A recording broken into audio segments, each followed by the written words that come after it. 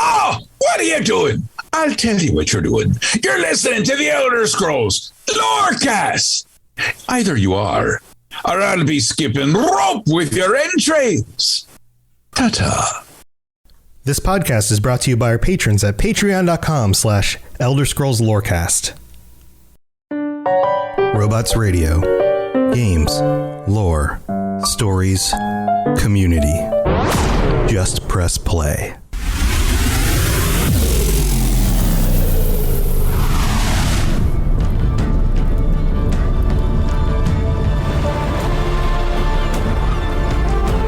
Welcome to the Elder Scrolls Lorecast, the podcast where we explore the amazing universe of the Elder Scrolls.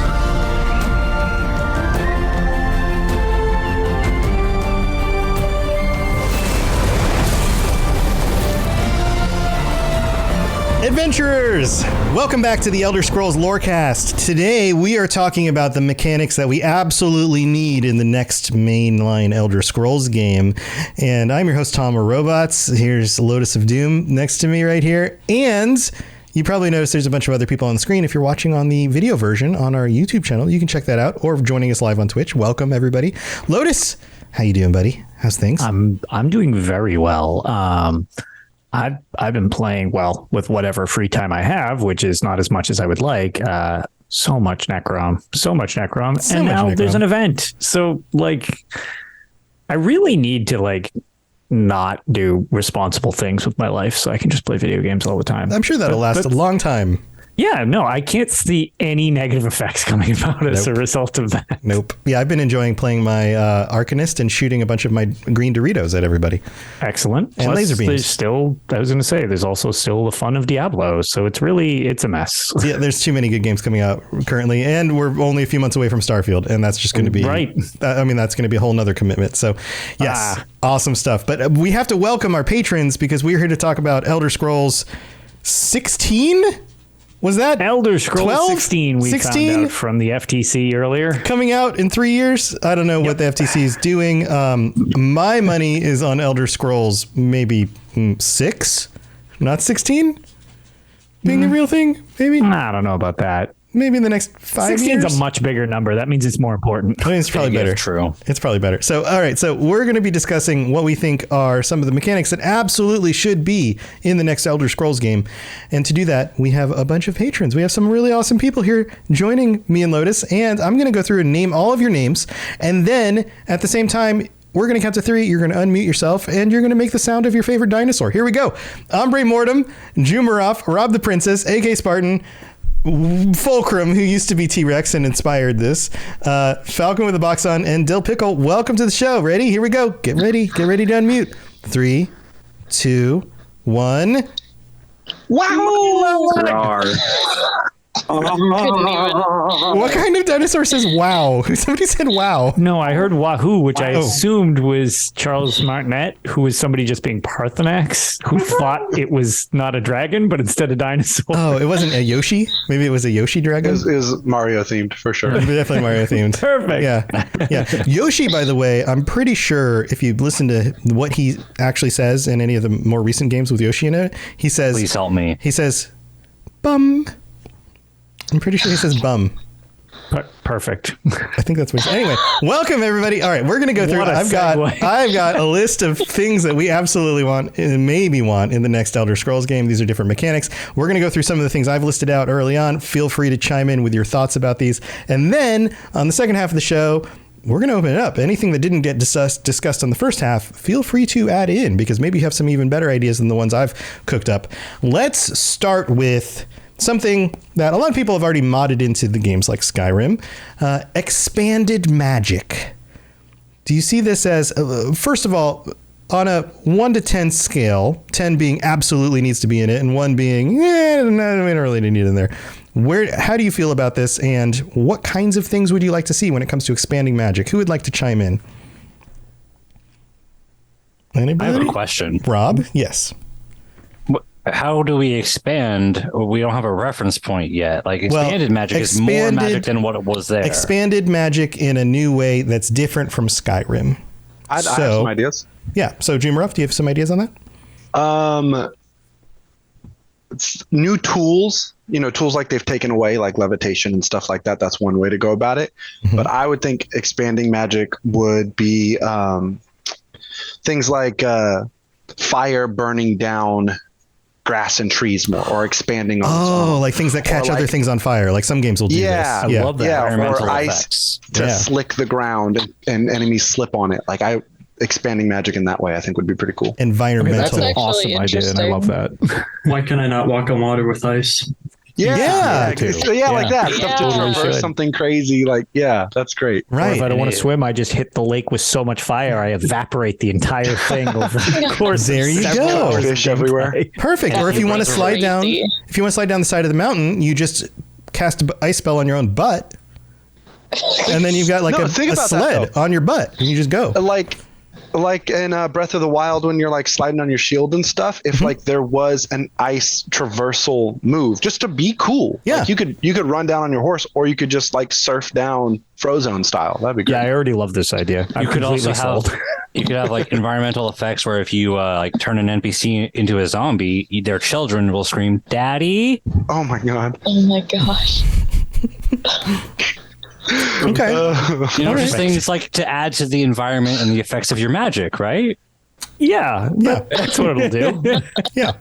Okay. Everyone got real awkward. I was gonna say that's a little zombie childhood horror. It's very immersive, though, Rob. I do like it. Yeah, I like the immersive aspect of it. Okay, so expanded magic effects, like real world context, like actual fire in working on physical objects in real ways. Literally expanded the magic as opposed to expanding the fields into, like you had mentioned, levitation, which was where my thought went. It was like, okay, bring back things that used to be, maybe not mark and recall because that was weird. But come on, let us have it. Throw it in the pile. Break the game. We're playing cool. Okay, what about magic crafting? Because that would be the other way you can expand magic. Like, what can we do magic crafting? Because we can craft potions, and the potions can do crazy stuff in like Skyrim, and especially in the older games. What about crafting your own magic spells? What if you want to cast a fireball, but you want to grind some really rare resources that you can use to power that fireball up, and now it's 100 times bigger? It's like like an alchemical ingredient that helps your magic pop off. Is that what you're saying? Or like the runes, like when you do enchanting in ESO, like runes that like enhance it. Yeah, maybe have runes that enhance it, or maybe like one of these games are highly influenced by Dungeons and Dragons. One of the things you have to do when you're a wizard in Dungeons and Dragons, you need the components in order to cast the spell, right? So I'm not saying you lock off the ability to cast like fireballs because you didn't have a red leaf and a toad's tongue or something. But what if you could get something bat guano? What if by going and getting the magic bat guano, now you could double the size of your fireballs? I'm not joking. No, by the way, that is the legitimate ingredient for fireball and D&D. Well, there you go. I would imagine. I think onto that, back to the D&D roots, it would be cool to have like the sorcerer class has meta magic where you can mold your magic and it's slightly different than everyone else's. So your fireball is, it shoots out way further, or it shoots out much larger of a blast because you've shaped it to be this different magical effect. Right. Or yours burst into electrical field instead of fire because you made it that way. What if you could shape the way the fireball looks too, right? Like not just the size. Like what if you had made every fireball look like Nazim's face? Those are called mods. No. Those are called mods. No, we don't want that. That would be really weird. Or just like a butterfly. Like my fireball is shaped like a butterfly. What's yours shaped like? Or in a game mechanic kind of way, instead of dual wielding magic or still casting magic and having a sword, you had a tome or a ruin or an orb or an item, and that was the modifier, right? Oh, like if you had this orb, where they have the little book. Yeah, exactly. Something like depending that. on what item you use to focus your spells will affect how it shapes. Yeah. You double down on being a mage, but you don't carry a weapon, or honestly, if the staffs did anything, in the games too. If staffs were useful, that'd be nice. Well, imagine different staffs with different items at like the top of the staff, like different gems, which could then harness your spells in different ways. That would be really cool. Yeah. Yeah. All right. So what was that, Falcon? Expanded could even do stuff outside of gems. I mean, it's all magic and fake, so dark magic do like human flesh or something crazy. Could use like a half root or something to be a more like nature. Yeah, or if you go like way into the whole necromancer thing, maybe instead of holding an orb or a staff, you're just holding like some dead guy's head. Holding a bowl like a bowling ball. Like it's a lich's head. You're just holding. I'm gonna say like a shrunken head, or maybe a mage's hand. Yeah, like you're literally using like the skeleton hand of an. Well, I like that you could kind of get weird, like kind of what I think Falcon's implying with like some of the stuff that when we had talked about some of the schools of magic that have kind of shifted off into either mixed together or they kind of just don't talk about them a super lot in the series. If they want to get strange, they could go into like shadow magic, which is super a thing in the series and they barely ever talk about. Yeah. You could do some weird stuff with that and probably get some pretty cool effects from something like that too, because the only game that's really screwed too much with that was Shadowkey, which all of 9 of us played. So like it'd be kind of interesting to show that to more of people that are interested in the series. The Nightblade class that's implemented in most of the Elder Scrolls games also canonically uses shadow magic. Yeah, it's always got those little like hints of it when they do like their duplicate versions of themselves. Like ESO actually does it a couple times where you can have the shadow version of yourself and you can port to yourself type of thing. Yeah. I think that's supposed to be a version of shadow magic. So there's always like that little nod toward it. It'd be kind of cool, like a single pretty player. Big in all of the games because it's so it'd be cool if they like really let you go with that in one of the games, just like run amok with it. Yeah, like really embrace it as like a major thing rather than just kind of a side thing that shows up. Yeah. Oh, so okay. So we got to move on with some other ideas. What do you guys think about expanded magic? 1 to 10. Everybody hold up some fingers or just shout it out. What do you think? 1 to 10. Seeing like an 8, 9, more magic. 10. Yes. Say about a 7. 7. All right. So these are pretty high. Hard time with this. Pretty high. Did you say 3? Did Falcon say 3? That's one of his hot takes. Did somebody say 3? I heard a 3. There's the hot take. That's fine. But in general, okay, you guys are on like the higher end of the scale. All right, let's move on to the next one. So you can build settlements and things in Fallout, and we're going to have like a outpost system in Starfield. What do you guys think about a settlement system in Elder Scrolls?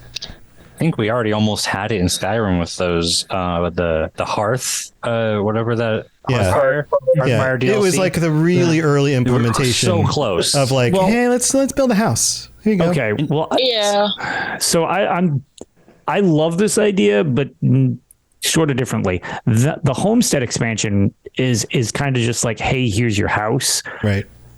For anybody that played the Elder Scrolls Blades, where you have to build up your town.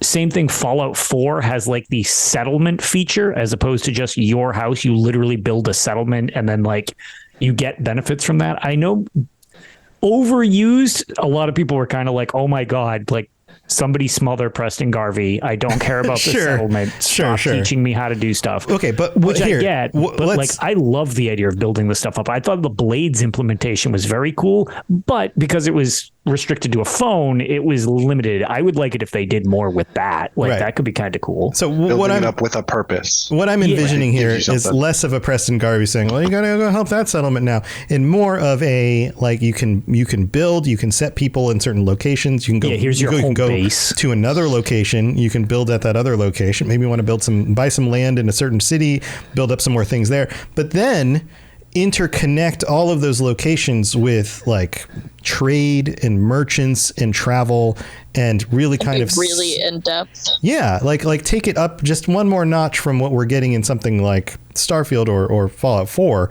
And so instead of having somebody go, oh, you got to go help that other settlement, you just basically are just building and creating things as you go, and it's less about like certain places getting invaded and need to protect them and more about just the construction and the possibilities. Yeah, maybe not make it forcibly in the quest line and have it be like and that was the thing. I think they were so excited about what they did with it with 4 that they kind of like were so excited to show it to you. A lot of people are like, okay, yeah, I get it. Leave me alone. Right. But each of the games kind of jumps off what was started in the previous game. Like Homestead was one thing, and then the settlements were way more extreme than that. But like prior to that, there's like different versions from game to game. You see a little snippet of like, oh, here's a system we implemented, and then the next game usually expands upon it. Right. So it'd be kind of neat that we haven't seen Starfield yet, but like we might see some of the precursors to this if there's more you can build. But I like the idea of settlement building when it's not the purpose of the game, but a feature of a game. Right. I think we all probably agree that it needs to be an enjoyable feature without getting too much in the way of doing quests and other things that you want to do. Yeah, I don't like the minutia of like setting up trade and all that. That sounds too convoluted for me, but like I'm not gonna yick someone's yum, so if that's what people want, then fine, just don't make it a like big aspect of the game.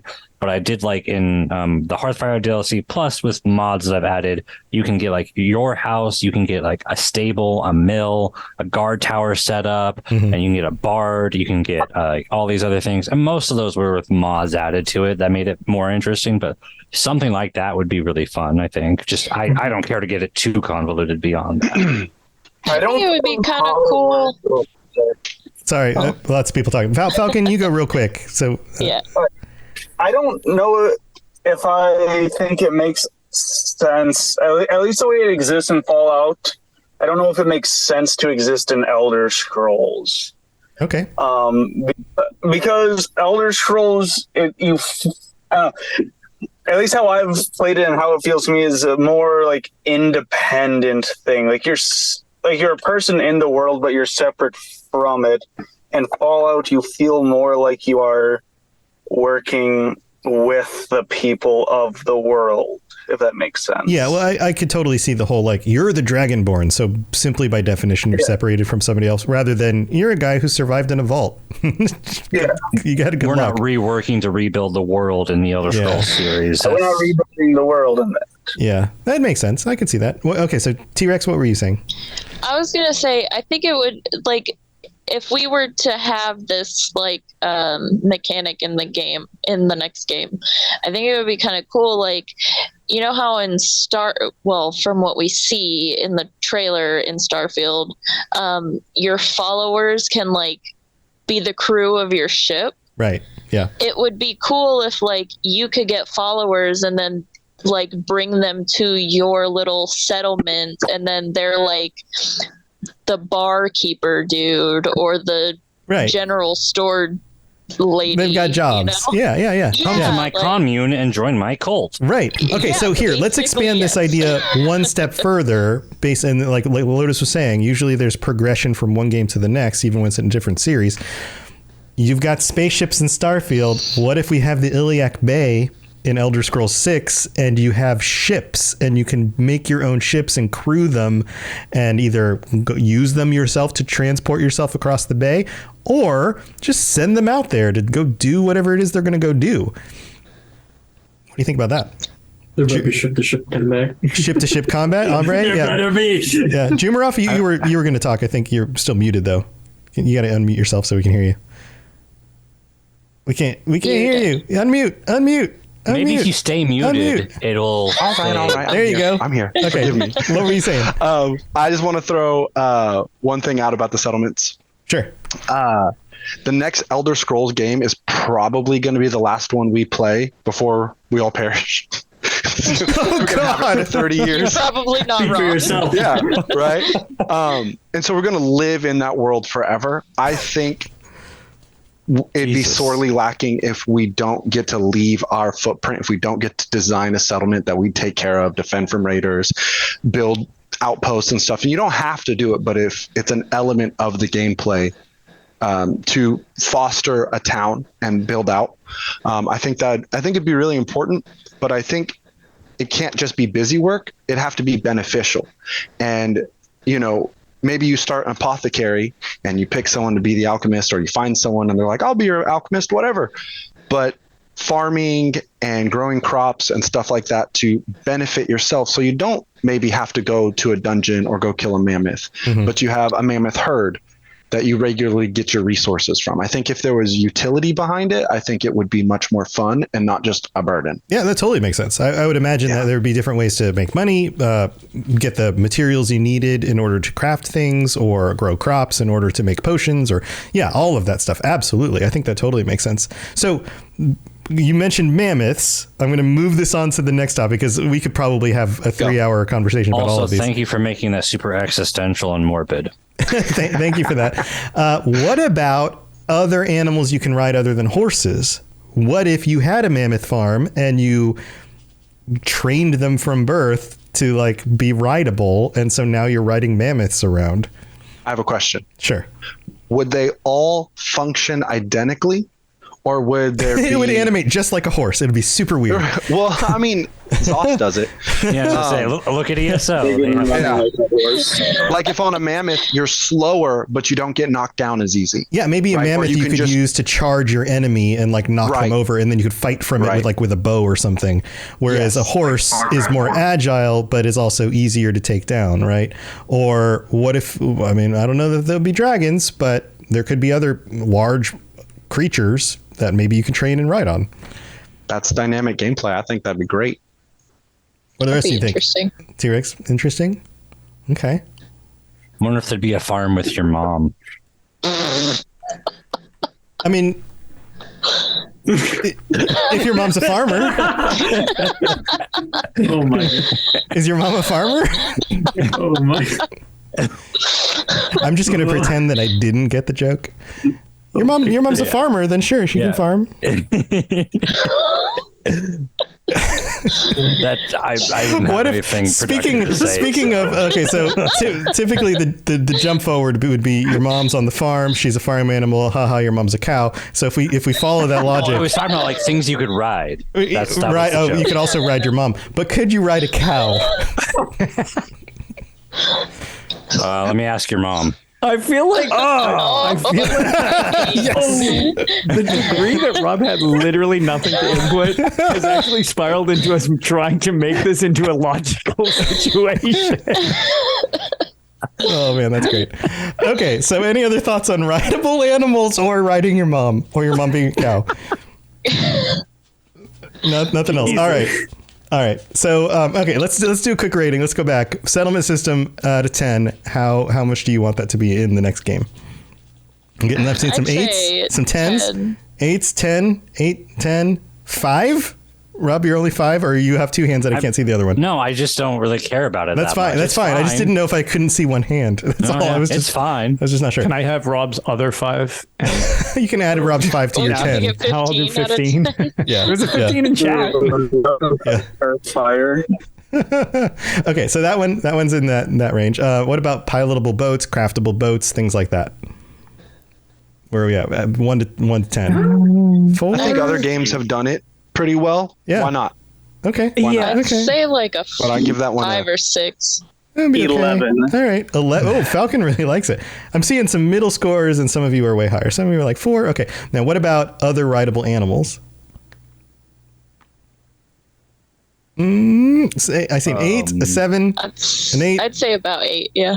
6. I guess I don't know how to like do no fingers because then it just doesn't look like I'm raising my hand. I mean, you could just do a 0. That's why I was we'll just go 0. I just want them to be better than they were in Skyrim. That's the thing. I never use mounts in like any of the games. Oh God, Skyrim is a completely different experience if you don't fast travel and you use a horse to get around. Skyrim horse this bitch. It's a great experience. I don't fast travel in Skyrim, but I walk.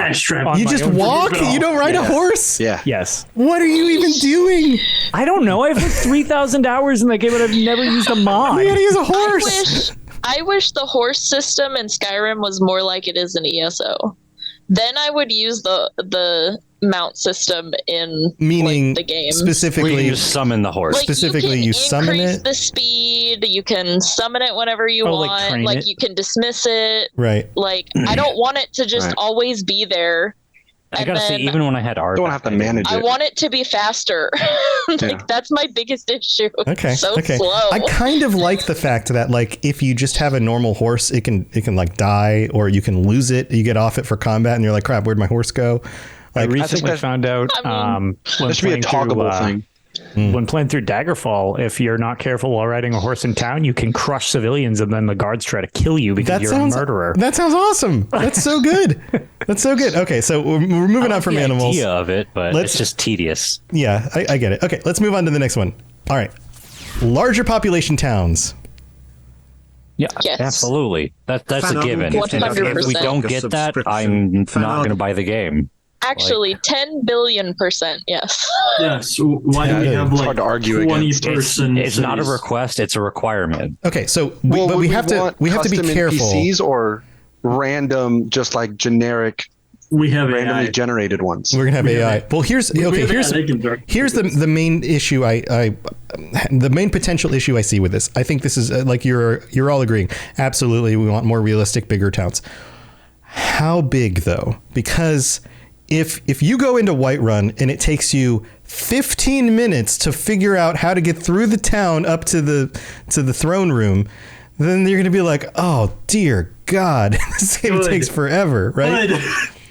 Like for some people, they're going to be like, that's amazing. That's so, I don't know. That's really drawn me into the world. It feels so real. But for a lot of people, they're going to be like, I never go into towns. It takes me forever to get anywhere. Like what's the sweet spot for the scale of this? I guess is the question. 55% of Daggerfall's towns make the sweet Make spot. exploration Yeah, I was interesting, gonna say, and it's like, not it an needs issue. to be- Here's the thing, then you can have like back alleys of all the cities and like all that cool, like, you know, like the huge hospitality of the city. Right. Sorry, So- to say something spicy. I think what this ends up doing then is instead of getting a large swath of land with a few different cities in it, we end up with maybe a city being a main focus and then some other more rural areas. But the city becomes like, if you look at the scale of Skyrim, like the actual map size is only like 4 miles across or something, right? Like it's not actually that big. So any major city will fit within 4 miles. So if 2 miles of that Skyrim map is city, then there's 2 miles of it that's not, or you need a really big map with really big cities. You get what I'm saying? Like the scale is definitely something that has to be considered. Yeah, and this goes into, I think someone mentioned that they might be bringing this up later, so sorry that I'm still in the limelight a little bit, but if you make exploration more interesting, it doesn't matter how far you have to travel through the city to get to your objective. Right. Because if you have games like Spider-Man, Grand Theft Auto, Assassin's Creed, all of these games that have huge places to explore, but it's fine because exploring is part of the game. That's But the would you be okay experience. with half the map being city? No, I don't think so. I don't think it needs to be. I think you just have really big cities, and you have even bigger, like vast, like woodland areas to explore as well. So you can have big things of both. Right. So we want more of everything. So if we follow that logic, then that means that it's a bigger game that takes longer to produce, and now it's absolutely the last Elder Scrolls game any of us will be playing, like Jumarov says, because it takes 10 years to make because everything's so big. They said 10 years would be a dream, first of all. Yeah, I was going to say, I feel like 10 years is a real pipe dream at this point. Look, they said 2026. I don't want it to be 2026. If we get Elder Scrolls 6 at 2026, it's going to suck. There's zero chance we're getting Elder Scrolls in 2026. Well, it may not. Look at BGS in the past. Like the distance between Oblivion and Fallout 3 and then Skyrim, like those games all came out within a few years of each other. Right, but can I have a cynical? If they're here, let me finish the thought. So and then you can go. So if that's the case, and they have a team that's increased in size for Starfield, and they don't need to make any major technology jumps to the engine because Starfield's been refined and polished, then they very well could, with a very large team that's rolling right into Elder Scrolls, pump out a game in 3 years. I think that is not likely, but it seems like it could be possible if all of those things actually fall into place. Because they've done it before. Maybe 1 year I'm selling my PC. All right. So who else had something to say? Somebody else wanted to talk. Jumarov did. Was it Jumarov? Go for it. I think a cynical take on why it's taken so long for them to make the game. I mean, it's a big game, a big undertaking. And if they released it 3 years after Starfield, I think we'd feel that. I think we would feel the shallowness in the game, where if we get 6 years of them developing, it'll be substantially better. But my cynical take is they want to monetize it in the new modern ways. I think Bethesda is looking for the market to develop, for them to find an opportunity to sell us DLC, and the audience being more ready and willing to participate in that. And I think a lot of that is just waiting and developing the tools to sell us Skyrim 6 and all its little in-store microtransactions. That's my cynical take on why it's taking so long. I really hope there are none of those. Well, here, I mean, unfortunately, I think that's actually probably somewhat correct. But it's also the reason why it's taking so long is because they've been 100% focused on Starfield for 8 years now. They haven't actually really begun development of Elder Scrolls 6 beyond just like mapping out concepts for the storyline. What about the trailer and early stuff? Like, yes, that screensaver was very nice. Yeah, they've been doing some like basic groundwork stuff, but they haven't actually really begun. Like so. Just as some context before we move on. So just saying that it does come out in 2026, well, we'll just assume they actually secretly have been working on this the whole time. They're going to nail it down and it's going to be done in 3 more years, or they super rush it to market, whatever the case. It comes out in 2026. Just as a gauge, when we were talking about like time, that's actually only 4 years longer than the entire length of the series in perpetuity prior to that, just in gauges. From Elder Scrolls 1 to Skyrim is 17 years. It's 13 years from Skyrim to Elder Scrolls 6 if it comes out in 2026, just as a gauge for all of this. That's crazy. That's interesting. Yeah. Well, that's part of it, is that they've made these other very big games, and it hasn't taken them 6 years to do previous ones. Like, right. But if you have a big enough team and you have the technology in place, and it really just takes creating a bunch of assets and knocking everything out, then maybe they could do it shorter. Hopefully. Now, I don't think it's likely. I'm just saying it seems like it could be possible in like the most perfect scenario, right? But I don't think we'll get Elder Scrolls 6 for another 5 or 6 years, honestly. I just want to put a spotlight on the people that haven't spoken yet. I want to hear from them, because we've had, like, Spartan hasn't said anything, I'm pretty sure. Spartan, what do you think? You got any thoughts on this? On test 6, I do think 2026 feels a little soon. That just feels unlikely. I think there's been a lot of good ideas. I really liked what Jumarov was saying with the magic. That's actually one of my favorite parts of Wolong Fallen Dynasty. What they do with the elements, and there's actually boss fights in that game that can be completely trivialized by using the element that the boss is, like, if you use the element that the boss is using the weakness of, So like if you're fighting a fire boss and they buff with fire and you use ice, it actually will take away their fire. And it does basically that type of thing. And I think putting that in a game like Elder Scrolls, which is so much more expanded than something like Wolong, which is a little bit more like trying to be historical and stuff like that. Like Elder Scrolls is much more high fantasy, has much more stuff that they could play around with. I think that would be really cool. And then I was with the settlements, the thing that I was thinking, I think there's a lot of fun stuff. Like I think of like in Fallout 4, like the random events that come with settlements that are like threats, and how they're pretty basic. Like it's pretty much just like, what type of enemy do you want to fight? Like, oh, it's super mutants attacking this settlement. Oh, it's ghouls. But like that polished and put in the Elder Scrolls universe, like I think of like if you're in Morrowind or like the deserts of like Hammerfell, like you could do really cool things with like what challenges you have to stop to protect your settlements. That's not just, like this different, because like I said, in Fallout 4, it's pretty basic. It's just what type of enemy are you going to defend your settlement from. But I think they could do a lot more with that, which would be really cool. Okay. Yeah. All right. Anybody else want to chime in that hasn't had a chance to really talk too much? Shoot, what were we just talking about? City size? There's city size. We were jumping topics a lot, but the last one was city size. Yeah. I think that The Witcher 3 set the precedent for me with city size. I think that that's probably what I would want out of an Elder Scrolls game. I was going to say the same thing. Yeah, specifically Novigrad being a fairly large feeling city, but not too big. Yeah, and it was easy to find everything, And then with the settlement system, I don't know how many people here played Kingdom Come Deliverance, but with Pribyslavitz, I think that was the name, how it was kind of like a late game thing. And you could like I think it would be a cool thing, like say you save the emperor and he gives you a plot of land that you can build up and create a whole settlement out of that. I think that would be my preferred if they add settlements to Elder Scrolls 6. Nice. Okay. Yeah. I think that I was definitely thinking of The Witcher 3 as a good comparison of at least that should be minimally what it should be. And hopefully we get something better, but at the very least, something more lived in like that.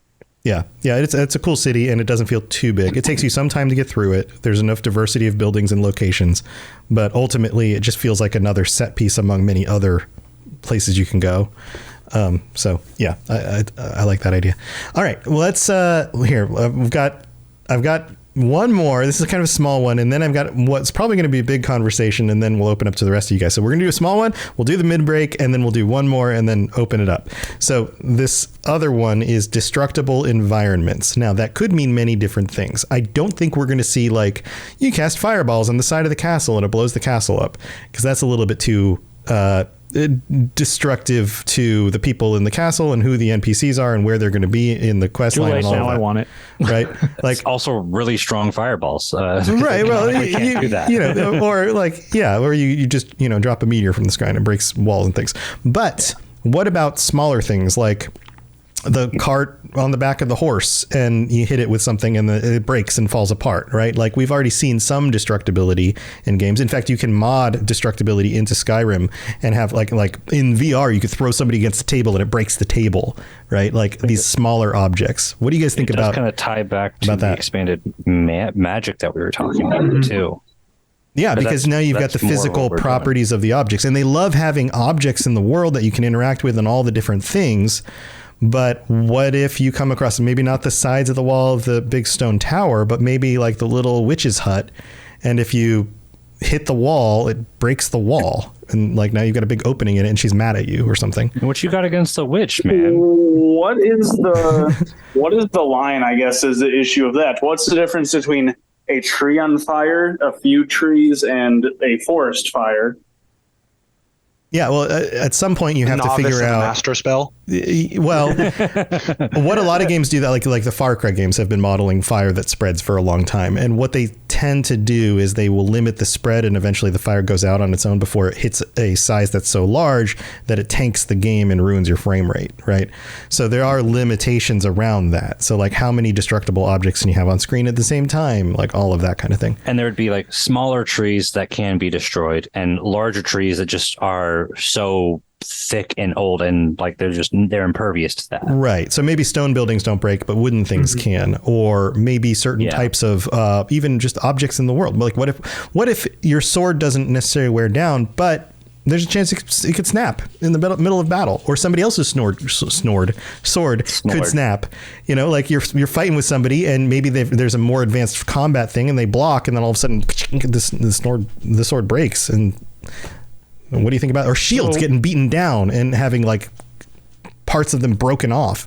So, okay, on that, I just want to quickly say, like, so is this stuff going to be repairable? Like at some point? Maybe it is. Maybe if the buildings in your outpost or your shelter get broken by invaders, like you can build it. If your sword snaps in combat, is it like effed? Because maybe you can repair it. Maybe if you have the smithing skills, you go back. Stools. Yeah. The reason I ask is, as interesting as I am in the new Legend of Zelda games, they are literally unplayable to me because of the weapon breaking system. You just hate that part, huh? So this would be something that would probably make me skip the game entirely. Like it would be that annoying to me. You love the old I hate Elder that Scrolls system games. so much. Okay. All of the old Elder Scrolls games have that except Skyrim. Yes, I was going to say, and they're a bit torturous, but you can also repair them. Yeah, I'm thinking, obviously you can repair them. I would imagine that they're just broken. No, Zelda's just broken. I would imagine that you can repair it. You're fighting, your sword breaks, so you pull out your dagger, you kill the guy, you take the broken sword back to the forge, and then you fix it. Or you pay somebody else to fix it if you don't have the Oblivion's repair hammer. Yeah. That's why it's like if it's repairable or whatever, but it's like if I have some sword that I super love or some piece of armor and it just breaks and you're like, too bad, man, it's done forever. It's like, nope, I don't think I can do. But if it's like, it breaks in combat and then you have to make do until you get back. Yeah. Or, if you have repair kits or whatever, then that's fine. Or what if a really specific critical hit hits your pauldron and it breaks the pauldron and it falls off your body? Right. And you actually see it modeled on the character, or you do the same thing to an enemy. I'm on board. Like that could be really cool. I can live with that. I mean, I find weapon degradation and stuff realistic, but I don't always like my games to be super realistic. I find it a bit tedious with stuff like that. As long as the solution is reasonable and simple. Yes, but perfectly put, Rob. As long as the solution is reasonable, okay, that's fine. I can live with that. Yeah. Ombre? I have a very long thing to say about this, so I was letting everyone else go before I talk. So this actually goes back to the magic. I was debating on whether to talk about this now or during this, and I was like, I should probably mention it now. It'd make more sense. You'll see why. Yeah. So I think it would also be interesting if we do have things like breakable weapons and stuff. Maybe you also have enchantments to allow you to like enchant them with magics to make them unbreakable or resilient to magic being applied to them. And this is why I'm mentioning the applying of resistances and stuff. Right. Or to build on top of that, craft it, and you craft it with better materials, so now it's less likely to break. Yeah, and the other thing is reactive elements. So let's say like if they were to add like water magic and you would like, splash some water on the ground and then you put frost, and if someone's charging at you, now they slip and fall on the ground. Yeah. Or, like if they have a wooden shield, you burn it because, it's a wooden shield. What are they going to do? And now they have to like toss it away because their shield's on fire and it's doing damage to them. Right. Or somebody does that to you and then you rush them with your fire shield and bash them in the face with the fire shield and then you drop it. Yeah. Yeah. Or bashing them with it puts it out because, you can smack them in the face with it. Sure. Yeah, that would be cool too. It's just like a lot of like possible like reacting of elements within the magic system that I think they could really do that would really sell, especially like in how like D&D there's always those like really cool reactions like like the rogue tosses out basically a chemical, then the mage puts a fireball in it causes a huge explosion, and like everyone loves that stuff like in D&D because it's like that's how you cheese a fight. But in Elder Scrolls it'd be like like you put down like like let's just say like someone's like charging with a sword, you apply fire magic to it for like a minute, and then you apply frost magic, and it causes it to be really brittle, and then it just snaps. Mm-hmm. So you can almost cause the effect to happen. Yeah. You freeze somebody's sword, and then it's more likely to break. Yeah, that sounds really cool. Back to the D&D ties that you have mentioned there. In earlier D&D editions, they had rules for weapon durability.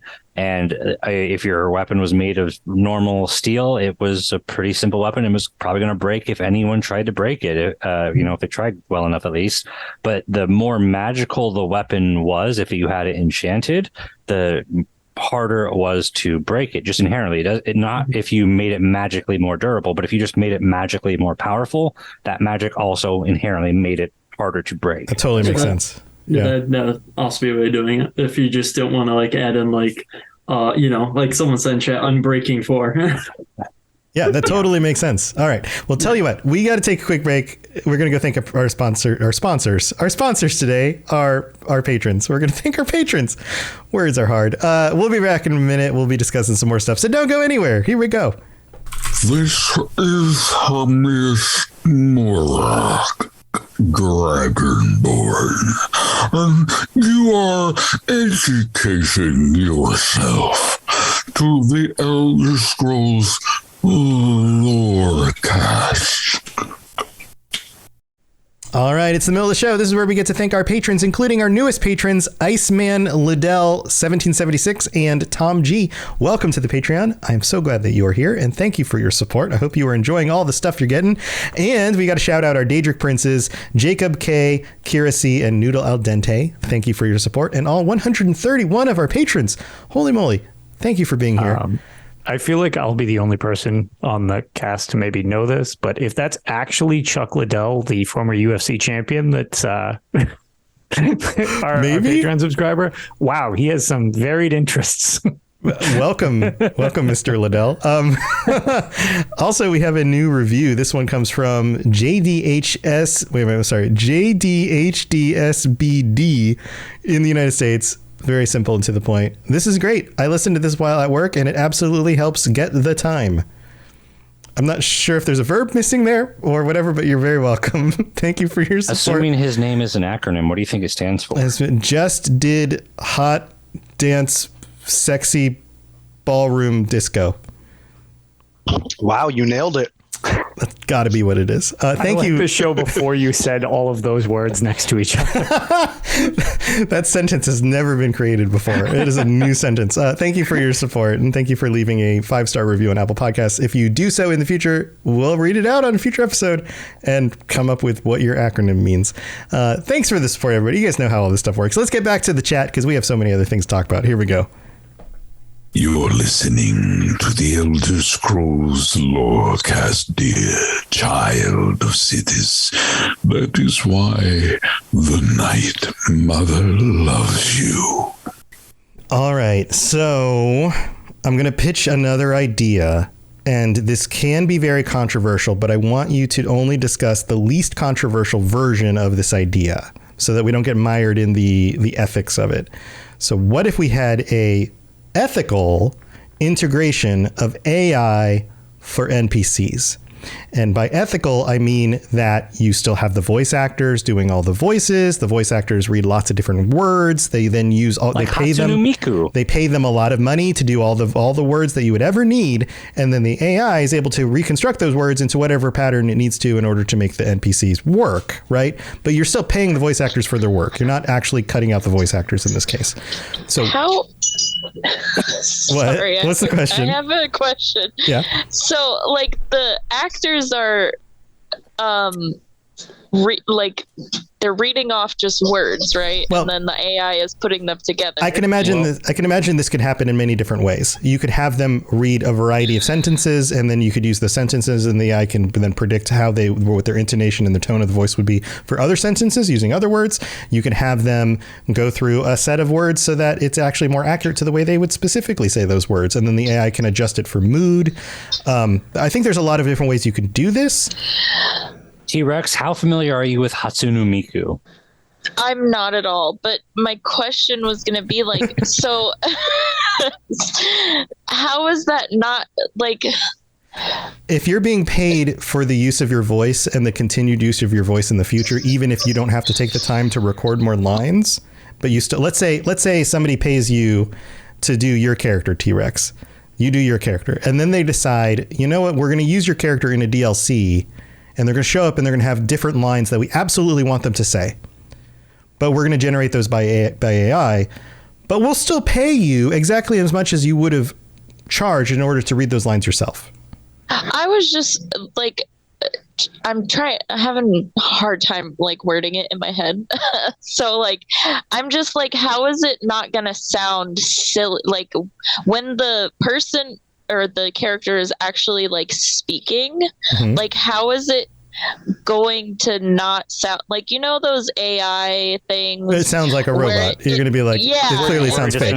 Right. How are they going to make it not sound like that? So we're progress. We're playing. This is we're imagining this. Yeah. We're imagining the future, right? This is still 6 years away or whatever. Imagine a future where the lines where it doesn't sound like that. Where it doesn't sound like that, but also the lines that the voice actor actually read. So maybe the voice actor reads all the actual lines for like the main quest line that their character shows up in, right? So all of those are 100% voice acted with the same inflections in everything, right?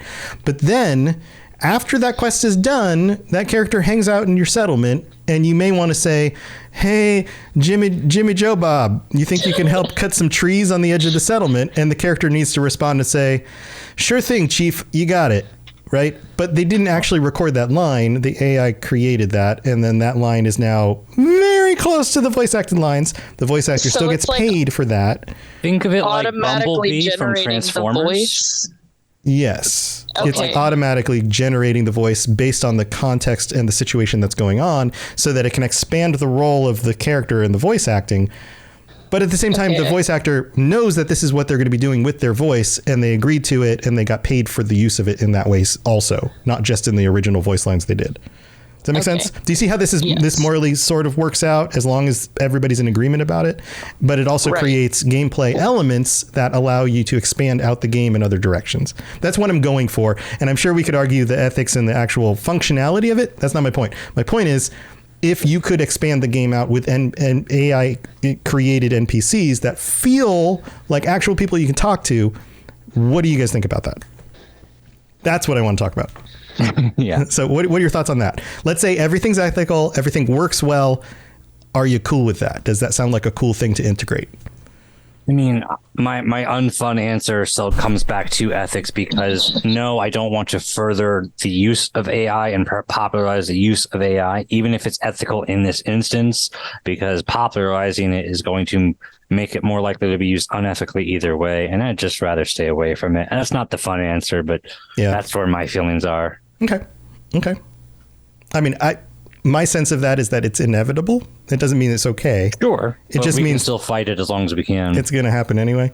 What do the rest of you think? Let's say you can have NPCs that you just come across in the game, and you can get them. You can talk to them about things. Maybe there's even a way for you to talk into your microphone to the NPC, and then they respond in certain ways, and then they actually act on it or do things or respond back. I think that's the part of AI that could really work out for maybe, who knows how deep it can end up going, but just for generic conversations. Maybe you walk into a town and you start mouthing off to NPCs and they respond to you with semi-coherent responses. You know, you walk up to Nazim and you're like, Nazim, get the hell out of here. And Nazim's like, don't say that to me. Don't say, you guys fight. Right. Or Nazim's like, screw you, buddy. I'll be back here in 2 minutes with my buddies and we're going to teach you a lesson. And then he actually goes and does that. Or or you make fun of the merchant's you're like, man, this shop's pretty crappy. You don't have anything good here. And the merchant's like, fine. Yeah, I'm going to just charge you double for everything now. Right. Like they just on the spot decide those kinds of things because they were told. I think that's where AI will take its place in like responses from NPCs, because as it stands now in gaming, NPCs are pretty bland, if not written specifically, and I think that's where we're going to get unique interactions from. Yeah. You could also imagine things like this. You have a companion running around with you, and instead of like clicking on the ground somewhere to say like go over there, you could simply turn over and look at your companion and go, hey, you take points. I'm going to hide behind you and cast spells. You should probably equip your shield. And they go, all right, here we go. They pull out their shield and then they take point for the battle, right? Right. Lydia, hide behind that tree. Right. When I attack, shoot him with a bow or whatever. Yeah. Right. Shoot him with a bow. Mm-hmm. Right. I do want, like, obviously games inherently do have AI installed in them already. Things as old as Arena still have AI. So I do like the idea of improving AI. I just like the way that it's going in our modern world is very bad, unfortunately. But I do want improved AI. And I do think a criticism that even Starfield is currently still getting is that, like, the dialogue scenes that we've seen, are very Oblivion-esque when you're staring into a blank, emotionless face. And their dialogue, like the voice acting is good voice acting, but you're staring into an emotionless face still. And right, like their face isn't matching what they're saying or the tone of their voice and stuff like that. Is that what you're saying, Rob? Exactly. So I want AI to make our NPCs more lifelike, normal and reactive and lifelike, and they'll smile when they say something happy, or they'll get angry when you hit them or something like that, but in a non-robotic kind of way. Yeah.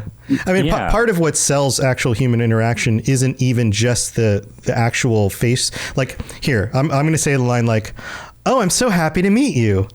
Right. And my face just like, I just made emotions happen on my face. But what if I did it this way instead? Oh, I'm so happy to meet you. And I move like a person. Realistic. Right. Like if you, it's the other little things that really sell it. And what we're getting with, say, Starfield or any of these games is frozen head. Oh, I'm happy to meet you. Right. Like people don't do that.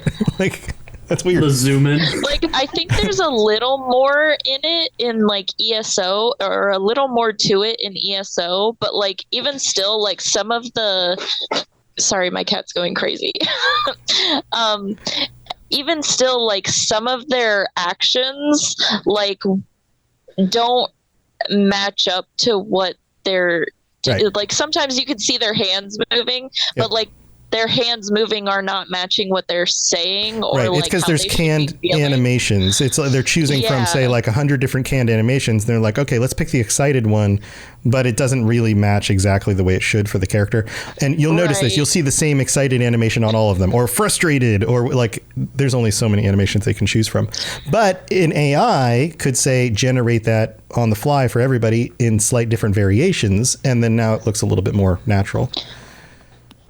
I think in a perfect world, when like with everything ethical and like no issues, I think AI could add a lot to the game. But unfortunately, that isn't always the case. We have to be. They have to be smart about it, and they have to, you know, not mess it up. Right. I get you. Any other thoughts on AI stuff before we move to some of your ideas? Overthrow the machine. Stand against the machine. All right. Who has an idea that hasn't come up yet that they'd like to? And we don't have a whole lot of time, but who'd like to throw one out there just for us to consider? Anybody? Anybody have any ideas? I know we didn't cover all of them. I know other people wanted to go, so I'll let other people go first. Yeah, I'd rather let some other people jump in first, and I can fill in if need be. All right. Who's ready? Anybody? Oh, Dill Pickle. I see Dill Pickle's hand. So I know like everybody's kind of tired of Skyrim and it being re-released, but I would really, really like to continue on the Civil War. I might not be agreed with a lot, but like Dragon Age had the keep for Inquisition when it came out. And you could choose like every story, you know, everything, like whether you put Logain, whether you killed Logain or made him a Grey Warden, you know, vice versa, whatever. Mm-hmm. I wish we could do that. Like the Imperials regained control over Skyrim, united it, and then now we're taking the battle to High Rock to fight the Aldmeri Dominion, or you know, something like. I like the Aldmeri Dominion has pushed in, and so now like the combined forces of the Nords and maybe some other groups are now at war with them, and this is kind of a continuation of that conflict. Nord Alliance with Hammerfell, that'd be so cool. Yeah, that sounds cool. I'm down with that. Yeah, like if the Stormcloak won, they would, you know, send a Raven to Hammerfell and ask for an alliance to just wipe them out. Or maybe the other way around. Maybe they're losing their lands to the Aldmeri Dominion, or just the Thalmor specifically, and they're like, "Hey, listen, we need some help from the Nords. Here's what let's band together." Yeah, totally. That would be cool. I think it'd be more interesting if the what's left of the Empire fights back to the Thalmor. Personally, like, because this is not an Empire versus Stormcloak fight. This is a Thalmor versus everyone else fight. Yeah, that could make sense too. I guess it just depends on if you want more Nords, if you want more Empire. Well, it also leaves it in a way where this game isn't going to be taking place in Skyrim. So if we have, the Stormcloaks are doing it, it's like, well, that specifically defines what happened at the end of that game. And Bethesda has time and time again kind of wanted to leave character choices to be left to your interpretation. So that's a way where, okay, the rest of the Empire is still fighting to take over the Aldmeri Dominion, but we can leave what happened with the Stormcloaks and the Empire kind of vague, so it still fits in with whatever your playthrough wants it to be. Got it. Yeah, I mean, that could work too. All right, good one, Dill Pickle. Who else has an idea they'd like to share? Yeah, no, I like that idea, actually. I personally think the Alliance thing is very cool. Like, so... Not an unpopular opinion. I don't think that actually pretty solid. Yeah, the idea of banding together for some cause with other it gives a good conflict, even if it's not the main conflict too, which was kind of Skyrim. It's like it was almost like a secondary main quest to a lot of people. So yeah, that's cool. All right, anybody else? Any other thoughts? I have a suggestion. Okay, well, you go, Rob, and then we'll go to Jumarov. Okay, great. Bring back classes. Okay, so you got the one that I was going to bring up. Classes. Well, let's team up together, Lotus. Okay, yeah. so what do you mean by bring back? Do you mean like in Oblivion style? Or do you mean like before that? So it's sort of... sort of literally everyone before Skyrim had a class system. Right. Skyrim was the first one to ditch it entirely, and it was just a free-form skill setting that leveled you up. All the others had varying types of classes with different ways of leveling them, which also brought in a lot more skills that kind of have been filtered out or condensed going forward. So, like, I know a lot of people, I'm not actually even personally partial to the class system because I kind of do literally everything. But I know a lot of people that helps with their role play idea because they can set themselves in a style of play and stick to that better. Right. I know that I literally am god of everything and perfect at all aspects of the game is not something a lot of people really enjoy after a while because you become super overpowered. But like, just because that's my gameplay style doesn't mean that it's like, I actually think that might be the minority. Like, I think a lot of people like the class idea of like a literal class you play into. Rob, do you want to add on to that? Go ahead. Yeah, my class idea is, it's probably going to piss off Lotus a little bit because I still want classes to be brought back, but I want them to do it in a sacrilegious way. And they break all the weapons. Damn it! Everyone just has broken weapons all the time and they can't be repaired. That's the class of broken weapons. No, I play Dungeons and Dragons a lot. I play Pathfinder a lot. Video games, I play Baldur's Gate. I play Solasta. I love these games, and they're all based in Dungeons and Dragons, obviously. Multi-classing is what gives me joy.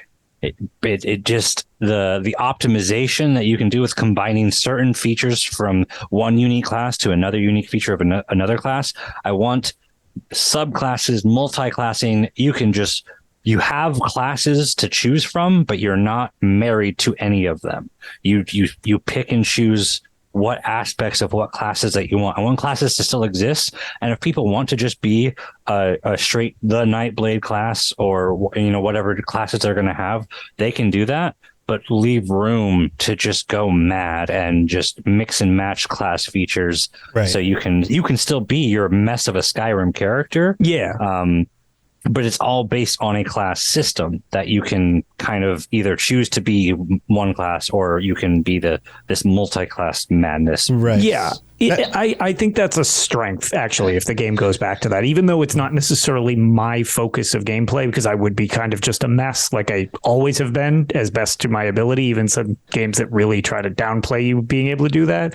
But I think it's more a benefit to replayability and other players if they're allowed to do that role play aspect to the game. Yeah, totally get it. Not a limiting kind of system, but a system that allows you to focus and then expand out from there. Focusing to the system, exactly. Right. Yeah, and each class is going to have unique traits to it that are going to have really cool powers or really cool features. Like maybe not everyone's supernatural. You could have like the thief the thief class is just like really good at climbing, and so you could bring back the climbing features from other games and do that. But then mix that into a mage class, and now you're a wizard who can climb on walls, and you can mix and match as you want. Mm-hmm. It'd be really cool to see what monsters you can create with that. I like that. That sounds cool. All right, we've got Jumer off here, and then we got to wrap things up because we're going a little long. Falcon. Falcon also wanted to. Falcon, T-Rex. What did you want to say? I just wanted to say, like, on PC, I play Skyrim sometimes every now and then, and I got those mods where you can, like, it brings back the class system of Oblivion, and then there's another one where you can, like, have, you can follow, like, a certain, like, if you wanted to follow an Aedra or a Daedra or Sithis or Ifray or whoever, so, like, I would love that, like, to add on to what Rob was saying about classes and stuff. I want that, but like you can still kind of like it's still the Skyrim way of learning your skills. Yeah, like Nightblade cultist or something is like yes. Yeah. Like that would be cool. So that's just my little 2 cents, I guess. That's cool. Now, did Falcon want to say something about this topic, or did you have your own topic that you wanted to bring up? My own. Okay, so let's jump to Jumeroff real quick, and then we'll get to Falcon, and then we'll wrap things up. So, Jumeroff, mine are quick. Go for it. You guys run with these. Aging, weight, and scars, like in Fable. Like Fable That's stuff. it. Yeah, that would be cool. I'm down with that. Doesn't but we had mentioned The Witcher before. Doesn't your like hair grow in The Witcher 3? I've your facial only hair played too. a moderate amount of Witcher 3, but I'm pretty sure you have to like manage that stuff if you don't want to look like a hobo. Or you can look like a hobo. Yeah, or you could just be a hobo. Yeah. I'm cool with that. I think that would be really cool. That would be really cool. Yeah. The only thing is, I would like them. I mean, I would not like it to affect your attributes necessarily. Grand Theft Auto San Andreas tried the thing where like you needed to like get buff to like run longer and stuff. And right. If you were fat and you just ran, you couldn't run very long. If we could skip that part of it and just have it be cosmetic changes type of thing, like I want to be a really old, out of shape guy who's just kicking everyone's butt. Well, I mean, it would certainly maybe make people think twice before, like, I'm in combat and things aren't going well and I'm out of potions, but I do have 247 legs of venison that I could eat. Like, maybe wheels it should of have cheese. an effect on you. Oh God, I'm now 600 pounds. Right. Like, it'd be kind of cool if like your character hasn't slept for 300 hours, and so your skin is like super pale. You got like a really disheveled look. You start hallucinating. Yes. Oh okay, you know what? I'm super on board with. Like that. I said, That's how you summon Vermina. There you go. Yeah, that'd be cool. But more so like cosmetic differences, like your character just looks like absolute shit. Right. Am I turning into a vampire, or did I just forget to sleep for the last 2 weeks? Or just I haven't slept in 3 years in game time. That'd be amazing. All right, Falcon, we got to get to yours. Falcon, what were you thinking? Hi. All right, so one is very tiny. Trade should not be completed instantly. I should be able to put an item in and select an item I want, and then pay the difference, like Fallout and older ones used to do. I don't know why they got rid of that. Okay, so wait, did you guys get what he was saying? It's a little echoey. What's the... I'm hiding in the work bathroom, so sorry. Okay, yeah, it's a little echoey. It's a little hard to tell the words. Try to like muffle your voice with your hands so that like there's no echo. Talking to the phone or microphone or whatever. So you were saying something about buying things and then not getting them right away? In Skyrim, trades are completed instantly. Like in Fallout and the older ones, you can select multiple items at a time before the trade. I got you. Like a better. Yeah, I know. Okay, I know what it's you're almost saying. like just like an improvement to the UI system to choose what you're doing and then move things over. Okay, yeah, I can follow with that. Yeah, definitely. Cool. Yeah, that'd be awesome. Yeah, because that allowed you to barter in the other games too. Like I have this much worth of crap. Like, how much does it cost? And you can try to barter with them with the persuasion thing. So there's kind of a reason to have it bulked up. Yeah, that actually makes sense. Yeah. Okay, and did you have another one, Falcon? Better sneaking.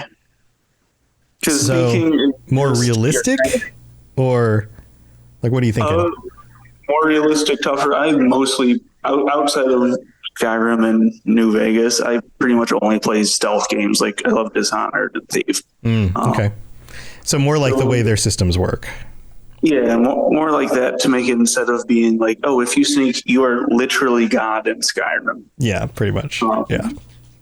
To make sneaking actually, you have to pay attention to other stuff outside of, am I behind the person? Right. Yeah.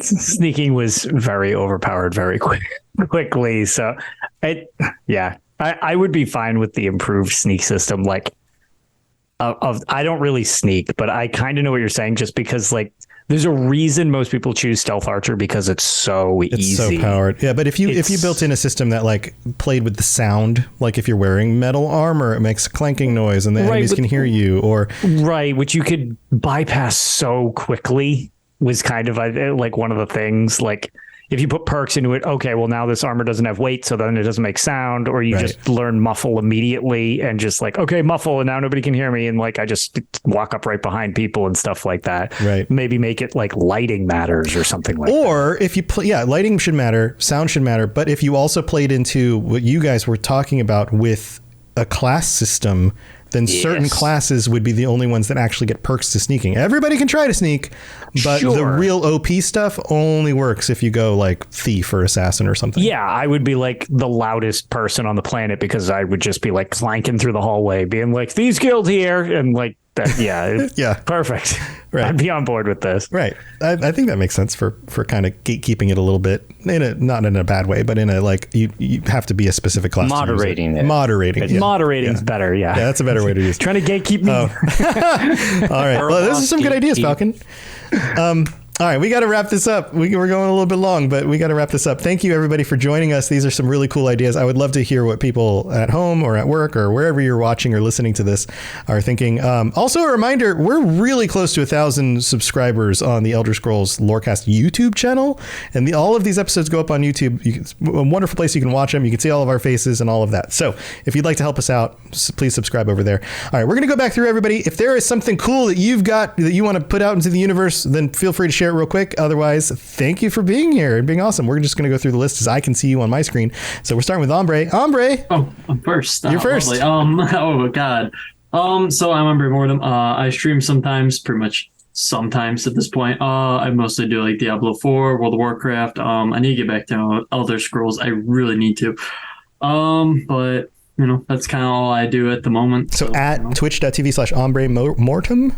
Yep, that's where I'm at. Yep. Cool. Awesome. Well, thanks for joining us. Jumaroff, you're up. We can hear you. Jumaroff everywhere. Anything. I don't take much of it serious right now, but if I'm online, come hang out. Say what's up. Awesome. Thanks for joining us. And then Rob. Thank you. Rob the Princess?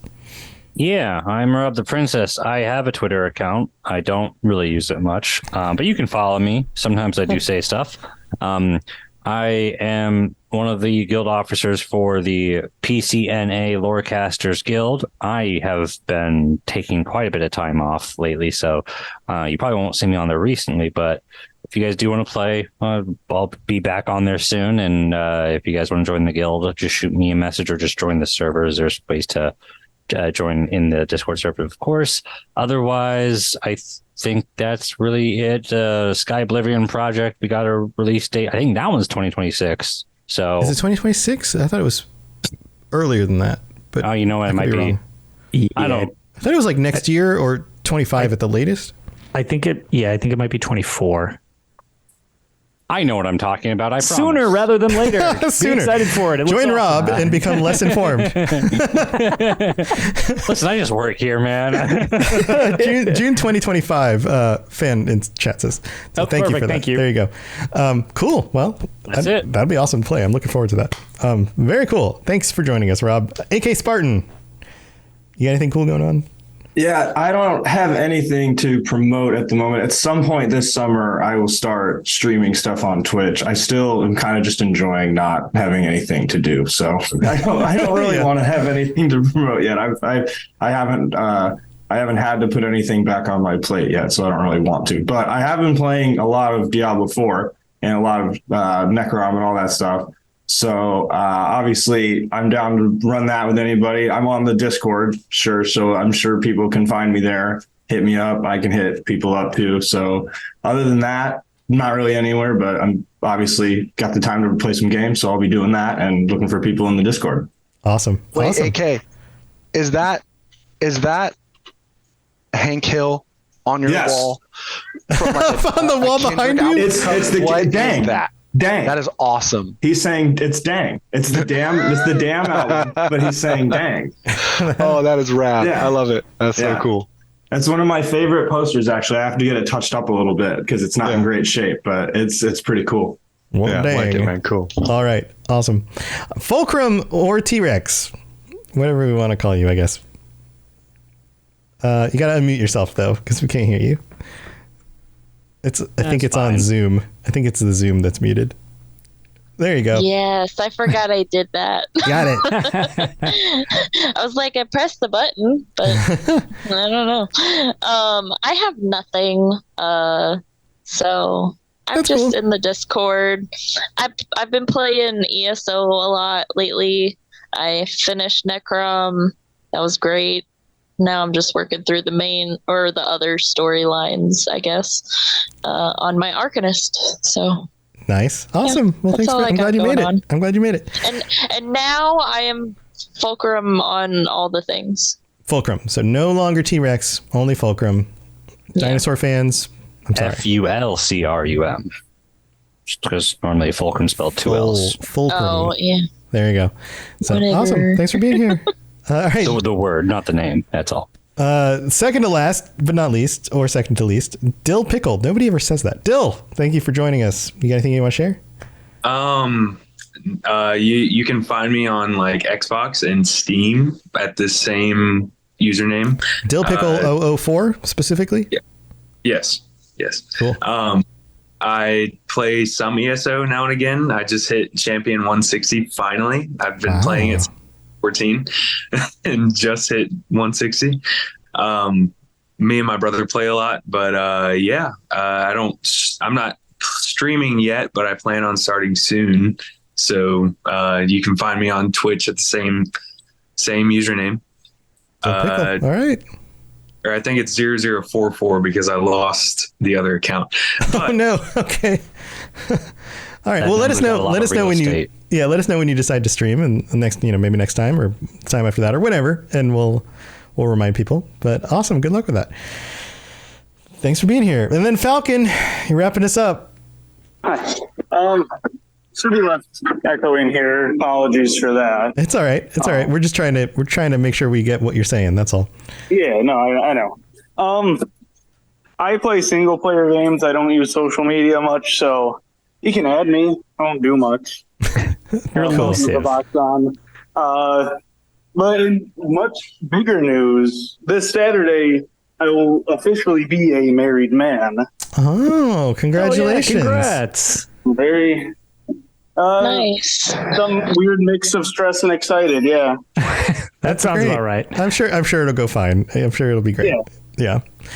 Well, that's great. Congratulations. That's huge. Any hot takes to send us out with?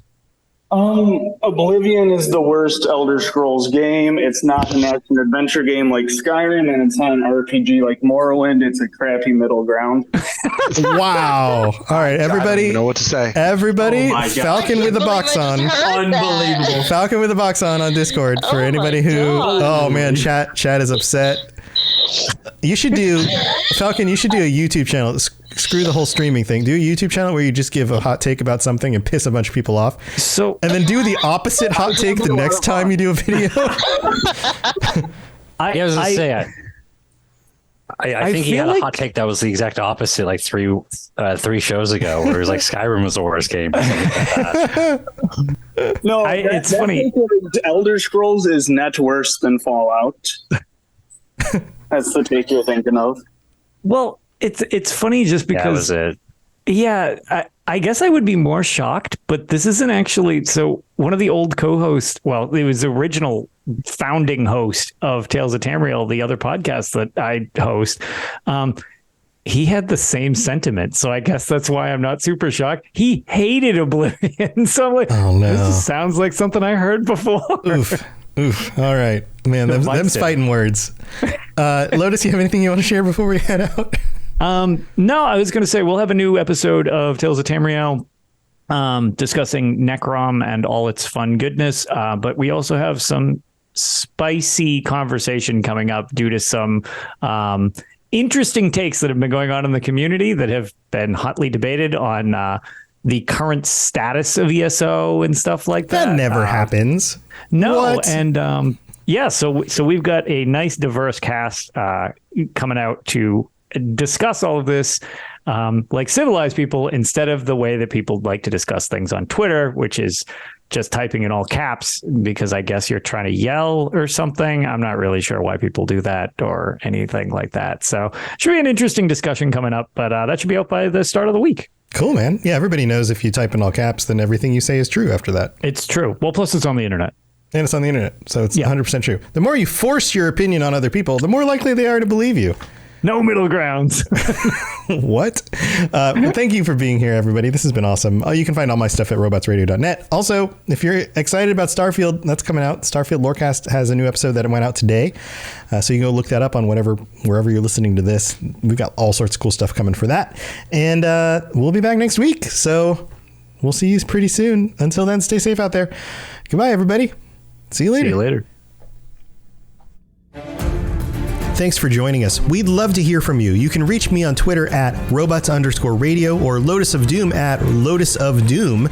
Also, you can join us on the Robots Radio Discord channel. You can easily just search Robots Radio Discord on Google or check the description underneath the podcast. Also, this podcast is recorded live every week on Thursday nights, 9 p.m. Eastern, 6 p.m. Pacific on the Robots Radio channels on Twitch, YouTube, and on Facebook. So just search Robots Radio on any of those platforms. Come join us. We'd love to chat with you while we record the show, or before or after. Either way, just come hang out with us. And if you're looking for more information about my shows and the shows on the Robots Radio Network, go to robotsradio.net for all the information about all the shows on the network, including the Robots Radio Rocket Club, where I help both new and existing podcasters to grow their shows, build their audiences, and create the best podcasts they possibly can. All of that at robotsradio.net. We'll see you next time.